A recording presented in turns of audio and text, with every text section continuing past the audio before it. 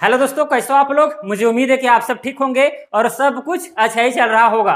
दोस्तों, यह चक्रवृद्धि ब्याज यानी कि कंपाउंड इंटरेस्ट का थर्ड वीडियो है। इसके पहले दो वीडियोस बनाए जा चुके हैं, जिसमें सबसे पहला वीडियो में आपको बताया गया था कंसेप्ट और फार्मूला, और कंसेप्ट और फार्मूला के आधार पर ढेर सारा क्वेश्चन को भी सॉल्व किया गया था पहला वीडियो में। और दूसरा वीडियो में ट्रिक के आधार पर हम लोग ढेर सारा क्वेश्चन को सॉल्व किए थे। ट्रिक के आधार पर क्वेश्चन नंबर 1 से लेकर क्वेश्चन नंबर 8 तक उसमें क्वेश्चन था और हर क्वेश्चन को सॉल्व किए थे, लेकिन क्वेश्चन नंबर 8 को उसमें हम छोड़ दिए थे। किसमें? वीडियो नंबर 2 में। ठीक है, तो यहां पर थर्ड वीडियो में हम क्वेश्चन नंबर 8 से ही शुरुआत करेंगे और आज ट्रिक के माध्यम से ही हम क्वेश्चनों को क्या करेंगे? सॉल्व करेंगे। तो इस वीडियो में कंप्लीट बने रहिएगा, क्योंकि इस वीडियो में हम एकदम कंसेप्ट के आधार पर, ट्रिक के आधार पर क्वेश्चन को क्या करने वाले हैं? सॉल्व करने वाले हैं। आपको समझ में आ जाएगा, चिंता एकदम नहीं करना है कि भाई हम पहला वीडियो नहीं देखें, दूसरा वीडियो नहीं देखें।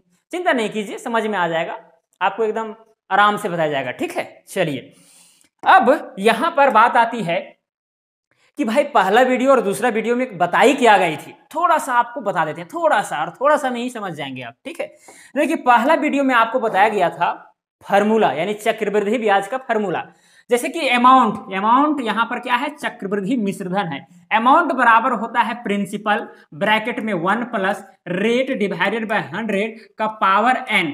बस इसी फार्मूला के इर्द गिर्द पहला वीडियो घूम रही थी। ठीक है, अब यहां से कंपाउंड इंटरेस्ट बराबर हो जाता था अमाउंट माइनस में प्रिंसिपल। देखिए यहां पर चक्रवृद्धि ब्याज में हम लोग चक्रवृद्धि ब्याज का डायरेक्ट फार्मूला नहीं लगाएंगे। ठीक है, पहले निकाल लेंगे हम चक्रवृद्धि मिश्रधन निकालेंगे पहले अमाउंट। अब अमाउंट निकालने का फार्मूला ये है, मूलधन पता होना चाहिए, दर पता होना चाहिए, कितना साल के लिए दिया जा रहा है वो धन, वो पता होना चाहिए। बाकी बात कैलकुलेशन करके निकल जाएगा। इसमें और भी बहुत सारे कंडीशन है, वो कंडीशन तभी आपको क्लियर होगा जब आप फर्स्ट वीडियो, सेकंड वीडियो ये सब देखिएगा तब। हालांकि कोई भी दिक्कत नहीं है, क्वेश्चन बताएंगे इस वीडियो में तो आपको क्लियर हो जाएगा। अगर आपको कंपाउंड इंटरेस्ट निकालना है तो क्या करेंगे? यहां पर तो अमाउंट निकला है, अब निकालना है हमको इंटरेस्ट, वो भी चक्रवृद्धि ब्याज। तो अमाउंट यानी जो भी चक्रवृद्धि मिश्रधन निकला है उसमें से हम क्या करेंगे? मूलधन को घटा देंगे, यानी जितना टोटल अंत में पैसा कैलकुलेट करके आया है और जितना हम लिए थे उसको घटा देंगे, तो हम कितना एक्स्ट्रा दे रहे हैं वही क्या हो जाएगा? चक्रवृद्धि ब्याज हो जाएगा। ठीक है, तो इसी फार्मूला के इर्द गिर्द, इसी कंसेप्ट के इर्द गिर्द पहला वीडियो घूम रही थी। अब दूसरा वीडियो में हम लोगों ने क्या जाना था? जैसे कि मान के चलिए 10,000 है। 10,000 क्या है? कोई धन है, या तो उधार दिया गया है या फिर उधार लिया गया है, और किस दर से दिया गया है वो हमें पता होना चाहिए। जैसे मान के चलिए 10% वार्षिक दर से दिया गया है, कितना समय के लिए दिया गया है? मान लेते हैं कि 3 साल के लिए दिया गया है। अब ट्रिक के माध्यम से हम लोग एकदम तुरंत निकाल सकते हैं क्या चीज? अमाउंट यानी कि मिश्रधन। वो कैसे? जैसे कि 10% का फ्रैक्शन कितना होता है? 1/10। 10% को हम लोग डिवाइडेड बाय 100 लिख सकते हैं। तो 10% था, परसेंट को हटाएं, डिवाइडेड बाय 100 लिख दिए। अब इसको काटेंगे तो क्या आया? 1/10 आया, तो वही 1/10 लिखे हैं। अब 1/10 को हम क्या करेंगे? ये जो हर है, हर में 1 को जोड़ देंगे, तो 10 और 1 11, 11 बटा क्या हो जाएगा? 10। अब इस 11/10 को क्या करेंगे? मूलधन के साथ उतना बार गुना करेंगे जितना समय दिया रहेगा। जैसे कि यहां पर देखिए निकलेगा क्या चीज? अमाउंट निकलेगा, यानी चक्रवृद्धि मिश्रधन निकलेगा। यहाँ पर मूलधन कितना था? 10,000। तो मूलधन में हम क्या करेंगे? गुना करेंगे किसको? इस फ्रैक्शन को, उतना बार जितना साल के लिए यहाँ पर लिया गया है, फिर जितना छमाही के लिए, तिमाही के लिए। ठीक है, तो यहाँ पर 3 साल के लिए है, तो यहाँ 11/10 जो है 3 बार गुना हो जाएगा। 11/10 क्या होगा? 3 बार गुना हो जाएगा। अब जब आप इसको कैलकुलेट करेंगे तो क्या प्राप्त होगा आपको? चक्रवृद्धि मिश्रधन। अगर चक्रवृद्धि मिश्रधन यहां से आपको गलती से पता चल गया तो फिर आप चक्रवृद्धि ब्याज आसानी से निकाल लेंगे, है कि नहीं? चक्रवृद्धि ब्याज बराबर क्या चीज होता है? Amount minus principal. हो गया, कहानी खत्म। चलिए, यही दोनों वीडियो में बताया गया था। हालांकि वीडियो कितनों भी लंबा हो, आपके नॉलेज के लिए ही लंबा बनाई जाती है, लेकिन बस यही चीज पर पहला और दूसरा वीडियो भटक रही थी। चलिए अब मिटाते हैं इस वीडियो का, हम शुरुआत करते हैं क्वेश्चन के साथ। तो क्वेश्चन नंबर 8 है। क्वेश्चन नंबर 8 को हम छोड़ दिए थे किसमें? वीडियो नंबर 2 में। जो लोग देखे होंगे उन लोगों को पता होगा। चलिए अब सीधे बनाना प्रारंभ करते हैं। सबसे पहले यहां लिखेंगे हल। अब क्वेश्चन को पढ़ते हैं, क्या बोला गया है? चक्रवृद्धि ब्याज से, क्या बोला गया है? चक्रवृद्धि ब्याज से कौन सी धनराशि 1 वर्ष के अंत में 650 तथा 2 वर्ष के अंत में 676 हो जाएगी। कौन सी धनराशि? मतलब कि यहां पर धनराशि आपसे पूछा गया है, मूलधन पूछा गया है। तो यहां पर मान लेते हैं कि प्रिंसिपल यानी कि मूलधन क्या है, x रुपया है। क्या है? x रुपया है। क्लियर? मान लिए। अब यहां पर क्या क्या दिया गया है?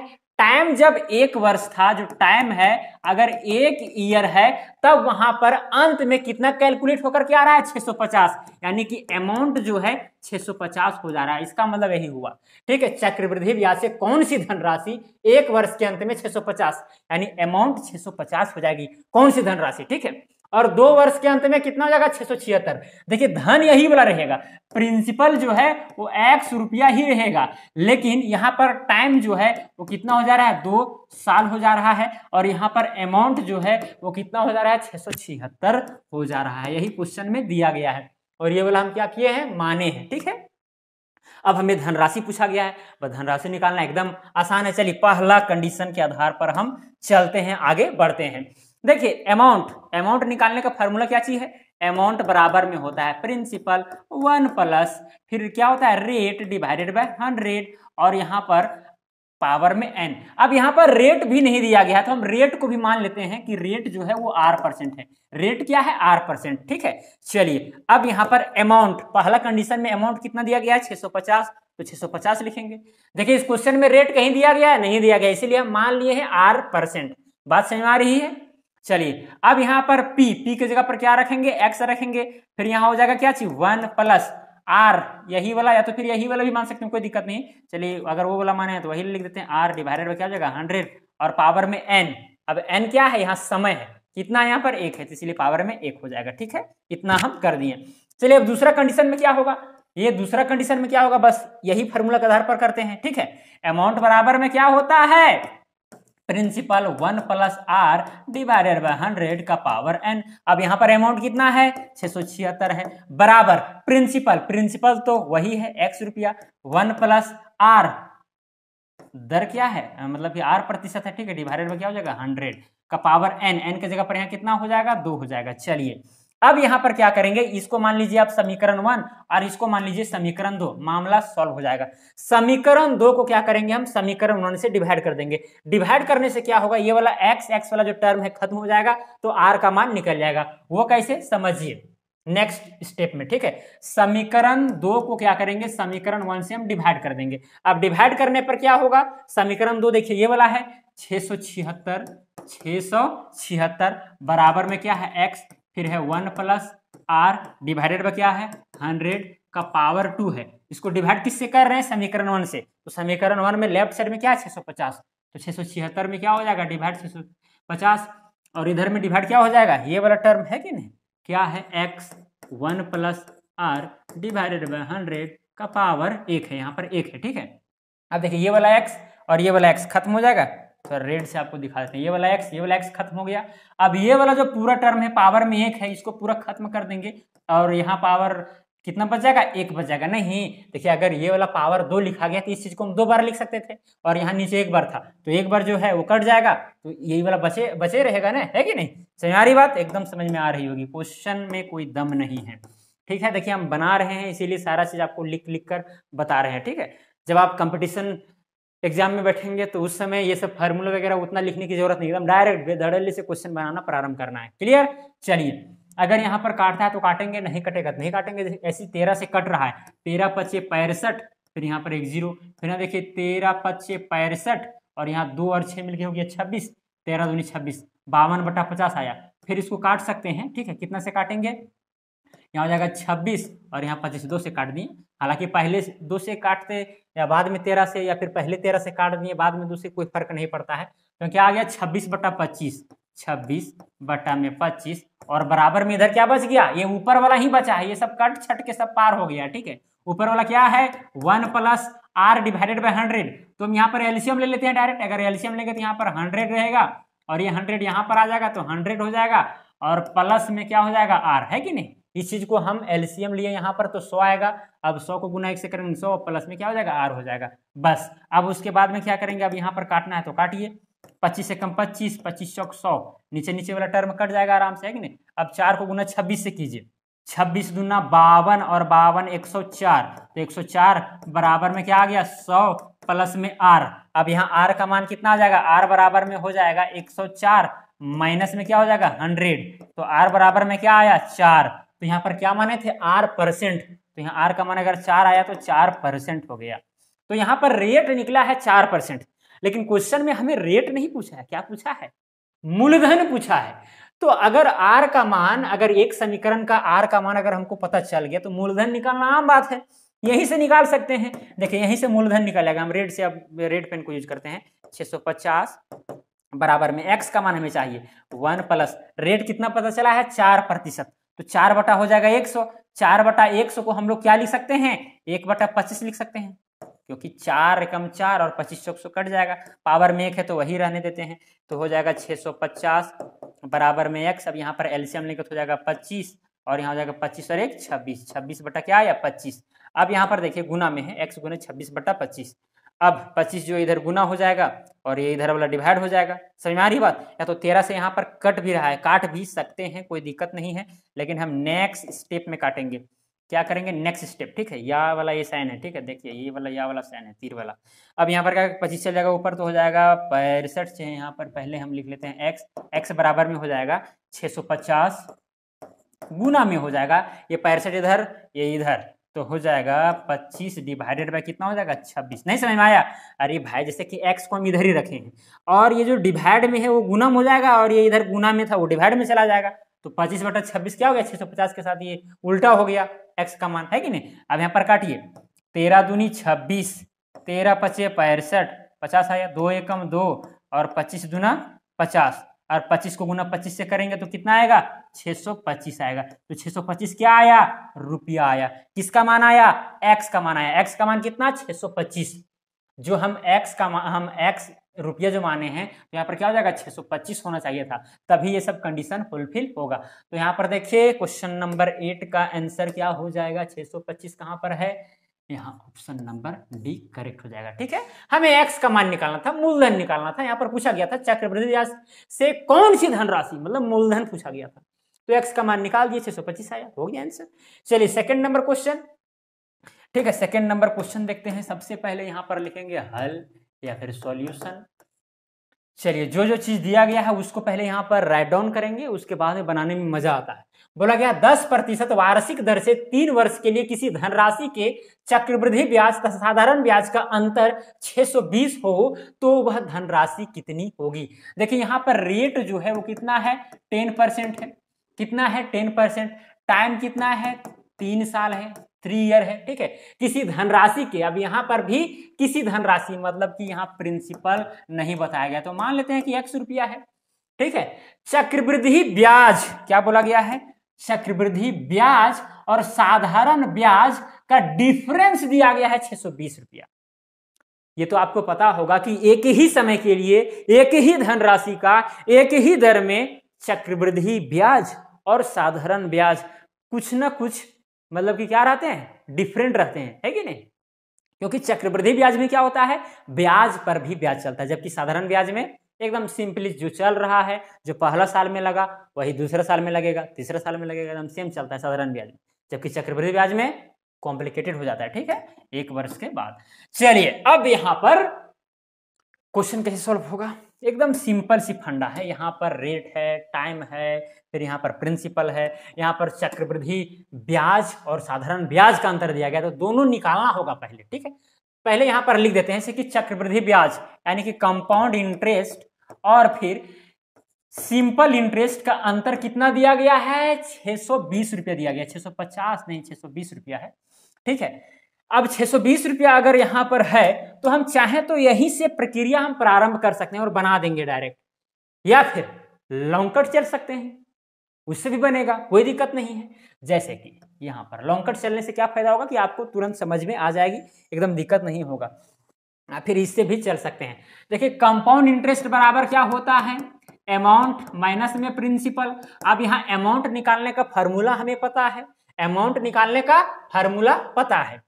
ठीक है, क्या जानते हैं हम लोग, प्रिंसिपल। अब प्रिंसिपल माने हम x, तो हो जाएगा x फिर 1 प्लस रेट क्या है, रेट है 10%, तो 10 डिवाइडेड बाय क्या हो जाएगा 100 होगा, समझ में आ रही है बात? या फिर अगर आप इस तरह से नहीं करेंगे तो जो हम ट्रिक आपको बताया था इससे 10% है। अब 10% को हम क्या करेंगे, फ्रैक्शन में चेंज करेंगे तो 1/10 हो जाएगा। क्या होगा, 1/10। अब 1/10 को और आगे ले जाएंगे, 10 में 1 जोड़ देंगे तो 11 हो जाएगा, 11/10।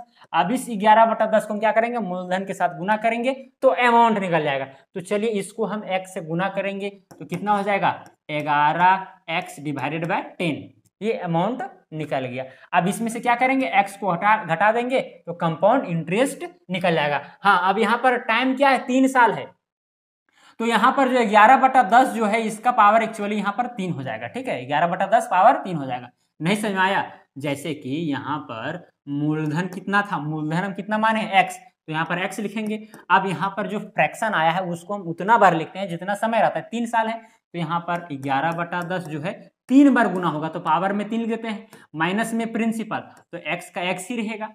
बात समझ में आ रही है? एकदम आ रही होगी। दोनों से हम x कॉमन लेंगे। ठीक है, अब यहाँ 11 का पावर 3, 11 का पावर 3 होता है 1361 शायद। तो देख लेते हैं, 121, 11 को गुना 11 से करेंगे तो 121, फिर 11 से करेंगे तो 1, फिर 2, 1, 1, 2, 1, 1, 2 और 1, 3, फिर 3, 1331 होता है। क्या होता है, 1331 डिवाइडेड बाय 10 का क्यूब करेंगे तो कितना हो जाएगा, 3 जीरो बैठ जाएगा, इतना आया। माइनस में क्या हो जाएगा यहाँ पर 1, क्योंकि दोनों में से हम x को कॉमन ले चुके हैं और इसका क्यूब 1331 और इसका क्यूब लिख दिए हैं। ठीक है, चलिए अब यहाँ पर x, अब यहाँ पर क्या लेंगे, एलसीएम लेंगे तो कितना आएगा, 1000 आएगा। क्या आएगा, 1000 आएगा। अब यहाँ पर 1331 माइनस में क्या कर देंगे, 1000 कर देंगे। अब यहाँ पर देखिए 1331 में से 1000 चला जाएगा तो बचेगा 331 और ये वाला x गुना में रह जाएगा, डिवाइडेड बाय 1000 हो जाएगा। ये क्या चीज आया, कंपाउंड इंटरेस्ट आया। ये वाला क्या आया, कंपाउंड इंटरेस्ट। अब सिंपल इंटरेस्ट भी निकालेंगे, क्या करेंगे, सिंपल इंटरेस्ट भी निकालेंगे, लेकिन निकालें किधर, इधर थोड़ा सा निकाल देते हैं। ठीक है, बाकी बात उधर फिर लिख देंगे। अगर यही चीज रहे और सिंपल इंटरेस्ट निकालना हो इसी चीज का, तो साधारण ब्याज बराबर होता है मूलधन यानी कि x गुने दर, दर क्या है 10, गुने समय डिवाइडेड बाय क्या होता है 100। हालांकि इसका भी ट्रिक है जो सेकंड वीडियो में आपको बताया गया है, 1010, तो कितना आया 3x डिवाइडेड बाय 10। ये क्या आया, simple interest, 3x divided by 10।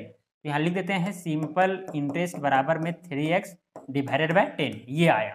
ठीक है, अब दोनों आया। अब दोनों का अंतर हमें पता है 620, तो यहाँ से x का मान निकाला जा सकता है। कंपाउंड इंटरेस्ट कितना आया है, 331x डिवाइडेड बाय कितना है, 1000 है, माइनस में सिंपल इंटरेस्ट कितना है 3x डिवाइडेड बाय 10 बराबर में क्या हो जाएगा, 620 हो जाएगा। ठीक है, अब यहाँ पर एलसीएम लेंगे तो कितना आएगा, 1000 आएगा। अब यहाँ हो जाएगा 331x माइनस में 100 को गुना 3 से करेंगे, जैसे कि 10 से डिवाइड करेंगे 1000 को, कितना आएगा 100 आएगा। 100 को गुना हम 3x से करेंगे तो कितना आ जाएगा, 300x आ जाएगा, बराबर में हो जाएगा 620। अब 331 में से 300x घटाएंगे तो बचेगा 31x डिवाइडेड बाय क्या हो जाएगा, 1000 हो जाएगा, बराबर में यहाँ क्या आया 620 है ना। ठीक है, 31 से कम 31, 31 दूना 62, तो कितना हो गया यहाँ पर 20 आया।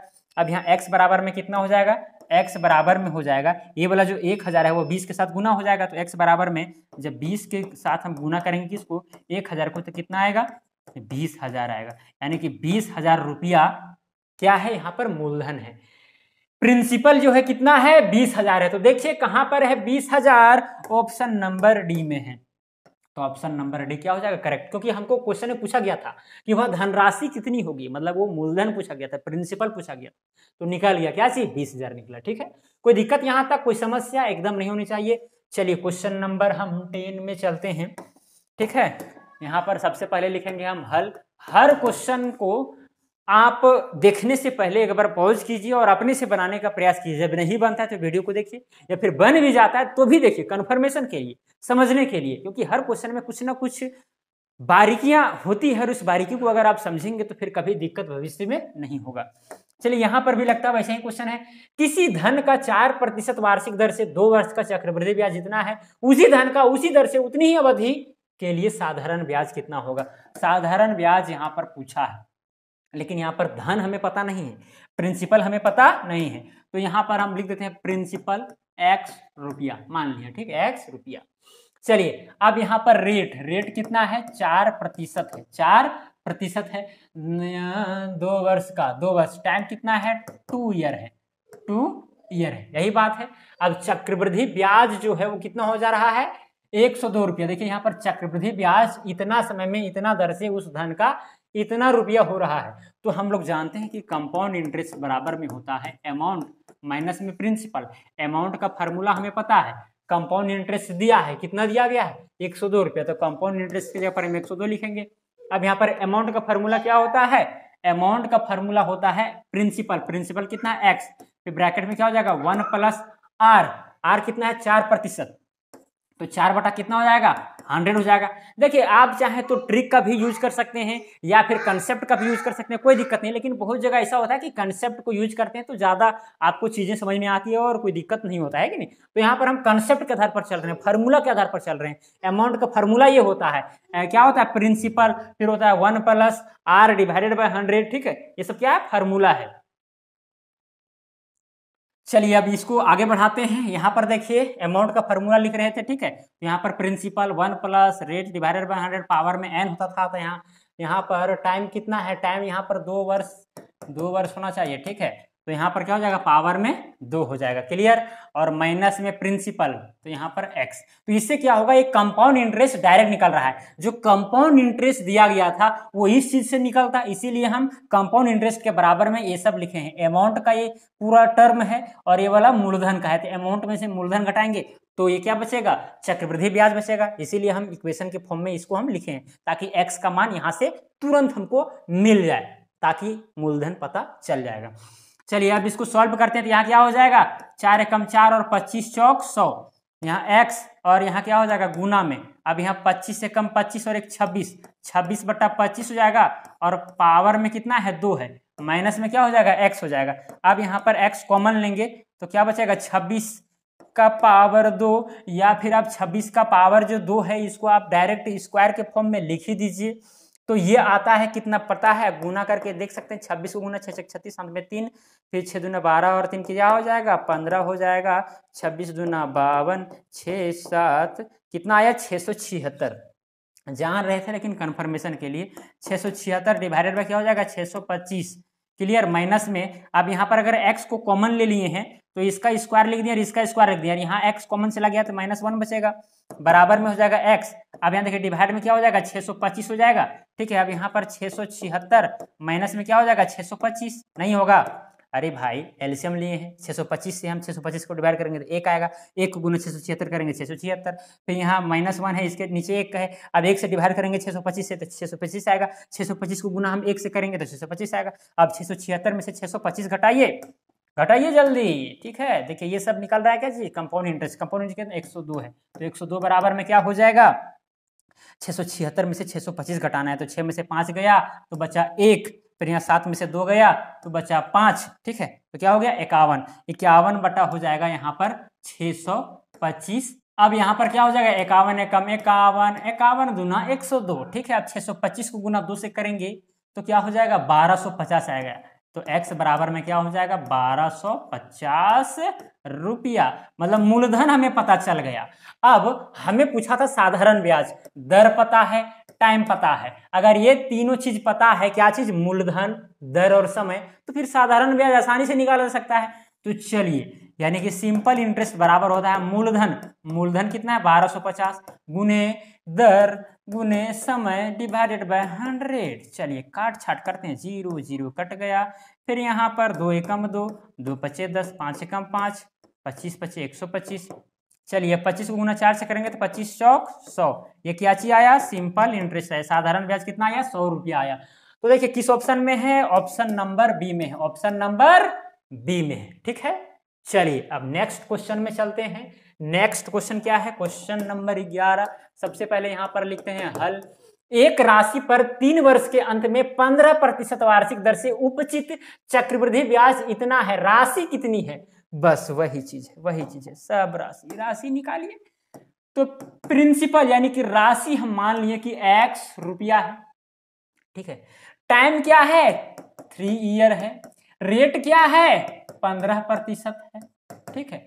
वार्षिक दर से, अब यहाँ पर वार्षिक दर से, कभी कभी छमाही में भी होता है, मतलब कि ब्याज पर ब्याज चलता है, ठीक है, छमाही, तिमाही, 1 माही, 2 माही, ठीक है, 5 माही, सब में चल सकता है। चलिए वार्षिक से उपचित चक्रवृद्धि ब्याज इतना है, चक्रवृद्धि ब्याज यानी कि कंपाउंड इंटरेस्ट कितना दिया गया है 6500.52 पैसा। क्लियर, इतना। चलिए ये सब चीजें दी गई है। अब हम जानते हैं, क्या जानते हैं कि कंपाउंड इंटरेस्ट बराबर में क्या होता है। कंपाउंड इंटरेस्ट बराबर में होता है अमाउंट माइनस में प्रिंसिपल। ये है कंपाउंड इंटरेस्ट, हमें पता है कितना, इतना, यानी कि 6552 पैसा, इतना रुपया इतना पैसा बराबर में अमाउंट। अब अमाउंट कैसे निकलेगा, प्रिंसिपल कितना है x है, प्रिंसिपल कितना है x है। हालांकि आप डायरेक्ट ट्रिक भी लगा सकते हैं, चलिए इस क्वेश्चन में ट्रिक लगाते हैं। जैसे 15% है, 15% हम क्या करेंगे 15/100 लिख सकते हैं। 15, चलिए 15/100 जब लिखेंगे तो 5 तिया 15 और 20/25 यानी 3/20 हम फ्रैक्शन के रूप में लिख सकते हैं, 3/20। अब 3/20 को क्या करेंगे, 20 और 3 हो जाएगा 23, 23/20। अब 23/20 को अगर हम गुना करेंगे किससे, मूलधन से, तो फिर क्या निकलेगा, अमाउंट निकल जाएगा। तो देखिए यहाँ पर x है और गुना किससे करेंगे 23/20 को, लेकिन उतना बार जितना समय रहेगा। तो यहाँ पर पावर में हो जाएगा 3, ठीक है, क्योंकि 3 बार गुना करना पड़ेगा। इससे क्या निकलेगा अमाउंट। अब अमाउंट में घटा देंगे प्रिंसिपल, ये प्रिंसिपल तो वही है x। अब अमाउंट में से प्रिंसिपल घटाएंगे तो क्या आएगा, चक्रवृद्धि ब्याज आएगा, इसीलिए हम इधर चक्रवृद्धि ब्याज लेंगे। ठीक है, एकदम शॉर्टकट में चल रहे हैं। क्लियर, चलिए यहाँ हो जाएगा 6500.5 तो बराबर में हो जाएगा x। अब यहाँ 23 का क्यूब है और यहाँ 20 का क्यूब, दोनों का क्यूब है कि नहीं। चलिए पहले कॉमन ले लेते हैं, कॉमन लेंगे तो यहाँ 23 का क्यूब करना पड़ेगा, सबसे बड़ी समस्या है। चलिए 23 का क्यूब करते हैं तो यहाँ पर आ जाता है,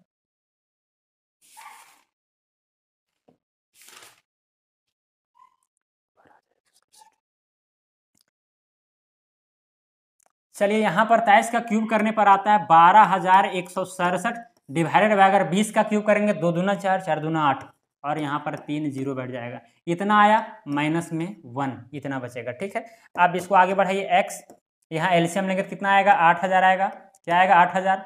अब यहाँ 8000 से 8000 को डिवाइड करेंगे तो एक आएगा, अब ये 12,167 बचे हुए रहेगा। ठीक है, यहाँ नीचे एक है, अब एक से इसको डिवाइड करेंगे तो इतना ही आएगा और 8000 क्या हो जाएगा ऊपर चला जाएगा। क्लियर, चलिए x और गुना में क्या हो जाएगा 12,167 में से 8000 घटाएंगे तो 4167 बचेगा, डिवाइडेड बाय क्या हो जाएगा 8000 हो जाएगा, क्या हो जाएगा 8000। चलिए अब कैलकुलेशन को आगे बढ़ाते हैं, इसको अगर इसी तरह से उतारते आते तो हो जाता है 6500। अब यहाँ पर 52 लिख देते हैं और दशमलव को हटाए हैं। ठीक है, अब दशमलव हटाएंगे तो नीचे क्या आ जाएगा 100 आ जाएगा। ठीक है, अब ये दोनों जीरो और ये दोनों जीरो कट जाएगा, एकदम कटेगा। अब ये वाला ऊपर वाला 3 से कट जाएगा लगता है, 3 एकम 3, फिर यहाँ 1 और 1 11, 3 तिया हो जाएगा 9, फिर 2 3 8 24, फिर 3 9 27, इतना आया। इसको भी काटिए, 3 दूना 6, 3 एकम 3, 3 छक 18, फिर यहाँ पर 3 छक 18, फिर 3 8 24, 3 चौके 12, इतना आया। ठीक है, 3 और 1 4, 8 4 12, 12 9 21, फिर यहाँ पर 8 4 12, 6 18, 6 24, 25 और 227, फिर 3 से कटेगा तो हो जाएगा 3 चौके 12, क्या हो जाएगा 3 चौके 12, 1, फिर 3 छक 18, 3 तिया 9, 463 आया। इसको भी काटिए, 3 7 21, 3 दूना 6, 3 दूना 6, 3 दूना 6, 3 8 24, फिर कटेगा 6 4 10 और 3 13, नहीं कटेगा। चलिए अब आगे बढ़ते हैं, ये वाला हो जाएगा और गुना में ये वाला आ जाएगा। ठीक है, और डिवाइड में ये वाला हो जाएगा। सिंपल सी पॉइंट है, पहले वहाँ लिख लेते हैं, आपको देखने में थोड़ा गड़बड़ सा लग रहा होगा। कितना है 72, फिर कितना है 2 28, बराबर में यहाँ कितना बच गया है x, देख सकते हैं x गुना में कितना है 463, गुना में है 463 डिवाइडेड बाय कितना है 80, बस यही चीज़ है। तो इसीलिए यहाँ पर x बराबर में क्या हो जाएगा, ये 80 गुना में आ जाएगा। ठीक है, किसके साथ, इतना कितना है 72,228 है ना, 72,228 गुना हो जाएगा 80 डिवाइडेड बाय कितना हो जाएगा 463। ठीक है, अब यहाँ काट सकते हैं, 463 एकम 463, यहाँ 156 बार में कटेगा, 156 बार में। तो यहाँ पर x बराबर में हो जाएगा 8 6 48 के 8, हाथ में बचा 4, 8 5 40 और 4 44। ठीक है, हाथ में बचा 4, 8 एकम 8 4 12। अब यहाँ पर 1 जीरो और बैठ जाएगा, तो कितना आया 12,480। चलिए 12,480 कहाँ पर है, ऑप्शन नंबर ए में है, क्योंकि यहाँ पर बोला गया था क्या चाहिए, राशि ही निकालने के लिए, मूलधन निकालने के लिए, तो 12,480 आ गया। एक्स का मान है कि नहीं, एक्स का मान थे किसको, मूलधन। चलिए क्वेश्चन नंबर 12 में चलते हैं। क्वेश्चन नंबर 12 में ये भी इजी ही होगा। सबसे पहले यहाँ पर लिखते हैं हल। उसके बाद में देखिए इतना हजार पर इतना वार्षिक दर से 3 वर्ष में प्राप्त होने वाला चक्रवृद्धि ब्याज कितना होगा। ठीक है, एकदम सिंपल सा क्वेश्चन दे दिया भाई। ये कौन सा क्वेश्चन है। प्रिंसिपल कितना है 18,000, रेट क्या है 10%, टाइम क्या है 3 साल। अब रेट को क्या करेंगे हम, फ्रैक्शन बदलेंगे, ट्रिक के माध्यम से क्या करेंगे, फ्रैक्शन में तो 1/10 हो जाएगा। अब 10 और 1 11, 11/10 आया। अगर ये वाला चीज पता हो गया तो फिर क्या होता है, मूल अमाउंट निकालना आसान हो जाता है। अमाउंट बराबर में क्या हो जाएगा 18,000, यानी कि प्रिंसिपल गुना में 11/10 को हम उतना बार गुना करेंगे जितना समय रहेगा। 3 बार है 11/10, 11/10। चलिए 1 2 3, 1 2 3 कट गया तो 18 गुना में क्या आएगा 1331। जब इसका क्यूब करेंगे तो 1331 आएगा। अब 18 एकम 18, 18 का 8 हाथ में बच गया 1, 18 तो 54, 54 1 55 हाथ में बचा 5, 18 तो 54, 54 5 59 के 9 हाथ में बच गया 5, और 18 कम 18, 18 5 23, कितना है 23,958, 23,958। ठीक है 23,958। लेकिन यहाँ पर चक्रवृद्धि ब्याज पूछा है तो 23,958 में से 18,000 हम घटा देंगे। ये जो आया है मिश्रधन उसमें से मूलधन को हटा देंगे तो कितना आएगा 18 5, 5,958 आ जाएगा। 5,958, तो 5,958 कहाँ पर है, 5,958 ऑप्शन नंबर डी में है। ऑप्शन नंबर डी करेक्ट हो जाएगा। एकदम इजी क्वेश्चन था। ठीक है चलिए सब लेकिन पूछा गया है कोई ना कोई एग्जाम में, कॉम्पिटिटिव एग्जाम में। यहाँ पर भी 13 नंबर में लिखते हैं हल। उसके बाद में देखिए इतना पर 3 वर्ष के अंत में इतना साधारण ब्याज उचित होता है, उसी राशि पर उसी अवधि का उसी दर से चक्रवृद्धि ब्याज कितना होगा। एकदम सिंपल सी क्वेश्चन है। कोई इसमें इसी से रिलेटेड पहले भी क्वेश्चन हम बनाए हैं जिसमें यहाँ पर साधारण ब्याज पूछा था। चलिए अब यहाँ पर प्रिंसिपल दिया गया कितना 20,000 तो 20,000 लिखेंगे। टाइम कितना है 3 ईयर तो 3 ईयर लिखेंगे। ठीक है अंत में साधारण ब्याज 20,000 पर 3 वर्ष के अंत में इतना साधारण ब्याज उत्पन्न होता है। ठीक है उपचित होता है। सिंपल इंटरेस्ट कितना उपचित होता है 7200, कितने साल में 3 साल में, इतना हिसाब से। ठीक है तो यहाँ पर लेकिन रेट नहीं दिया गया तो हम मान लेते हैं कि जो दर है वो R% है। क्या है R%। ठीक है दर बराबर R%। चलिए अब यहाँ पर क्या करेंगे, सबसे पहले सिंपल इंटरेस्ट यानी कि 7200 बराबर में मूलधन, मूलधन कितना है 20,000, मूलधन गुने दर, दर हम माने हैं R और समय है 3 डिवाइडेड बाय क्या हो जाएगा 100। यहाँ से दर निकल जाएगा। अच्छा सॉरी यहाँ पर 1 0 और होता क्योंकि यहाँ 20,000 है। चलिए 1 0 1 0 1 0 1 0 कट गया, फिर ये वाला 0 और फिर ये वाला 0, ये 0 ये 0, खत्म कहानी। ठीक है अब यहाँ पर द्वितीय 6 और ये भी कट जाएगा 6, 6 कम 6 6 दूना 12, 12 आया। आर का मान क्या आ गया 12% आ गया एकदम सिंपली। अब अगर रेट हमको पता चल गया तो फिर रेट क्या हो गया 12% आ गया। अब 12% का फ्रैक्शन निकालेंगे। ठीक है ताकि हम जल्दी से जल्दी क्या निकाल पाए चक्रवृद्धि ब्याज निकाल पाए। तो 12/100, अब इसको काटिए 6/50 यानी 3/25, कितना आएगा 3/25 फ्रैक्शन किसका 12% का। अब 3/25 अगर आया तो 25 और 3 कितना हो जाएगा 28, 28/25 ये फ्रैक्शन आया। जहां फ्रैक्शन आया तो अमाउंट हमें तुरंत निकल जाएगा। मूलधन कितना है 20,000 है, इसी मूलधन पर निकालना है क्या चीज चक्रवृद्धि ब्याज। गुना में क्या हो जाएगा 28/25, लेकिन उतना बार गुना करना है जितना समय रहेगा। समय यहाँ पर कितना है 3 साल है तो 28/25 जो है वो कितना बार गुना होगा 3 बार गुना होगा। चलिए अब यहाँ पर काटिए 25 से कम 25 और यहाँ पर हो जाएगा 25 चौक 100, 25 अठे 200, यहाँ 800 बचा। फिर यहाँ पर देखिए 25 से कम 25 और हो जाएगा 25 तिया 75। ठीक है 5 25 दूना 50, 32 आया। क्लियर। अब यहाँ सबको गुना करना होगा, सबको गुना करना पड़ेगा। 32 को गुना 28 से कीजिए, फिर गुना 28 से कीजिए, फिर गुना 28 से कीजिए, डिवाइडेड बाय 25। अब इतना जितना भी आएगा उसमें फिर क्या करेंगे हम 20,000 माइनस कर देंगे। 20,000 अगर माइनस कर देंगे तो कंपाउंड इंटरेस्ट निकल जाएगा। तो इतना में से इतना को घटा दीजिएगा तो क्या आ जाएगा चक्रवृद्धि ब्याज आ जाएगा। जो भी होगा यहाँ पर छांट लीजिएगा क्योंकि यहाँ पर गुना करते नहीं रहेंगे, ज़्यादा समय खर्च हो जाएगा। हम कुछ नहीं किए हैं, यहाँ रेट निकला है। अब यहाँ जो 12% था उसका हम फ्रैक्शन निकालने हैं तो यहाँ पर 6 और यहाँ पर 50, फिर यहाँ पर 3 25, 3/25 आया था। 3/25 यानी कि 25 और 3 28, 28/25, 28/25 को हम 3 बार गुना किए हैं क्योंकि समय क्या था 3 साल था। इससे अमाउंट निकल रहा था, इससे क्या निकल रहा था, अमाउंट।